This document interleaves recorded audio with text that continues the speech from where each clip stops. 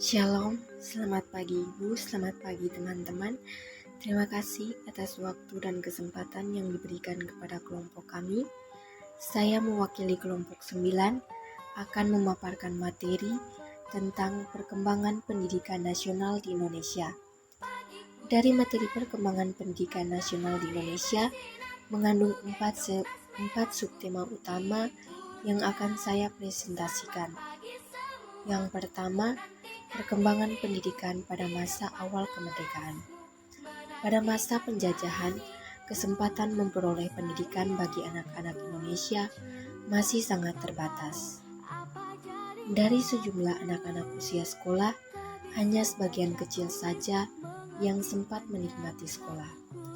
Akibatnya, sebagian besar penduduk Indonesia menjadi buta huruf.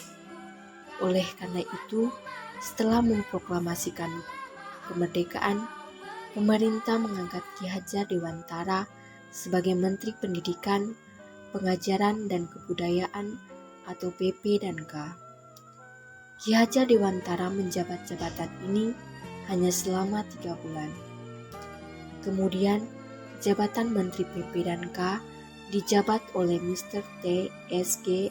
M.G. Mulia yang hanya menjabat selama 5 bulan. Selanjutnya, jabatan Menteri PP dan K dijabat oleh Muhammad Syafii, kemudian ia digantikan oleh Mr. Soewandi. Pada masa jabatan Mr. Soewandi, dibentuk Panitia Penyelidik Pengajaran Republik Indonesia yang bertugas untuk meneliti dan merumuskan masalah pengajaran setelah kemerdekaan. Setelah menyelesaikan tugasnya, panitia ini menyampaikan saran-saran kepada pemerintah. Kemudian disusunlah dasar struktur dan sistem pendidikan di Indonesia. Tujuan umum pendidikan di Indonesia merdeka adalah mendidik anak-anak menjadi warga negara yang berguna, yang diharapkan kelak dapat memberikan pengetahuannya kepada negara. Dengan kata lain, tujuan pendidikan pada masa itu lebih menekankan pada penanaman semangat patriotisme. 2. Perkembangan pendidikan pada masa demokrasi liberal dan terpimpin. Pada tahun 1950 diadakan pengalihan masalah pendidikan dari pemerintahan Belanda kepada pemerintahan RIS atau Republik Indonesia Serikat. Kemudian disusunlah suatu konsepsi pendidikan yang dititik beratkan kepada spesialisasi, sebab menurut Menteri Pendidikan pada saat itu, bangsa Indonesia sangat tertinggal dalam pengetahuan teknik yang sangat dibutuhkan oleh dunia modern. Menurut garis besar konsepsi tersebut, pendidikan umum dan pendidikan teknik dilaksanakan dengan perbandingan 3:1, maksudnya setiap ada 3 sekolah umum diadakan 1 sekolah teknik. Setiap lulusan sekolah dasar diperbolehkan melanjutkan ke pendidikan teknik menengah selama 3 tahun, kemudian melanjutkan ke sekolah teknik atas selama 3 tahun. Setelah lulus sekolah teknik menengah dan sekolah teknik atas, diharapkan siswa dapat mengerjakan suatu bidang tertentu. Pada masa demokrasi liberal, didirikan beberapa universitas baru, di antaranya adalah Universitas Hasanuddin di Makassar, Universitas Andalas di Padang, Universitas Pajajaran di Bandung, dan Universitas Sumatera Utara di Medan. Pada tahun 1950-an, murid-murid sekolah lanjutan tingkat pertama dan sekolah lanjutan tingkat atas jumlahnya banyak sekali dan semuanya mengharapkan menjadi mahasiswa. Murid-murid ini adalah hasil pertama dari sistem pendidikan setelah kemerdekaan. Supaya mereka dapat melanjutkan pendidikan, pemerintah menetapkan kebijakan untuk mendirikan universitas di setiap ibu kota provinsi dan menambah jumlah fakultas di universitas-universitas yang sudah ada. 3. Perkembangan pendidikan pada masa Orde Baru. Orde Baru berlangsung 1998 sampai 1998 dan dapat dikatakan sebagai era pembangunan nasional.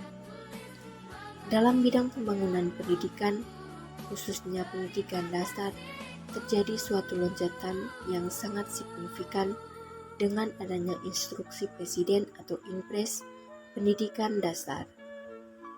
Namun, yang disayangkan adalah pengaplikasian Impres ini hanya berlangsung dari segi kuantitas tanpa diimbangi dengan segi kualitas.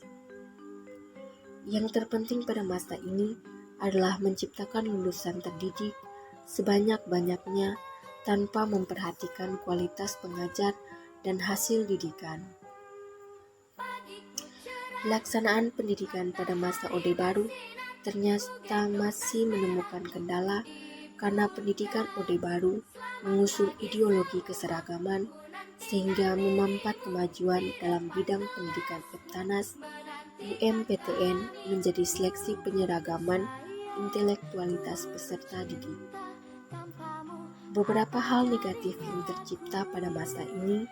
Yang pertama, produk-produk pendidikan diadakan untuk menjadi pekerja sehingga berimplikasi pada hilangnya ekstensi manusia yang hidup dengan akal pikirannya atau tidak memanusiakan manusia. 2. Lahirnya kaum terdidik yang tumpul akan kepekaan sosial dan banyaknya anak muda yang berpikiran positif fiktif. 3. Hilangnya kebebasan berpendapat. 4.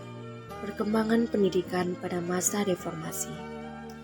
Era reformasi telah memberikan ruang yang cukup besar bagi perumusan kebijakan-kebijakan pendidikan baru yang bersifat reformatif dan revolusioner. Bentuk kurikulum menjadi berbasis kompetensi. Begitu pula bentuk pelaksanaan pendidikan berubah dari sentralistik atau orde lama menjadi desentralistik.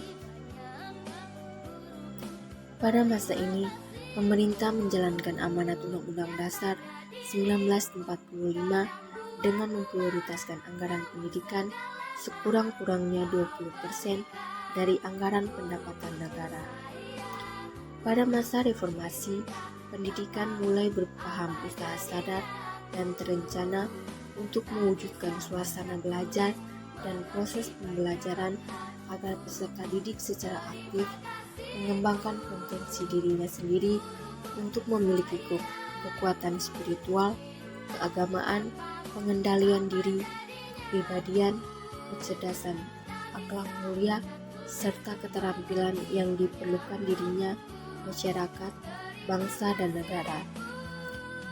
Pada masa reformasi, terjadi 3 kali perubahan kurikulum.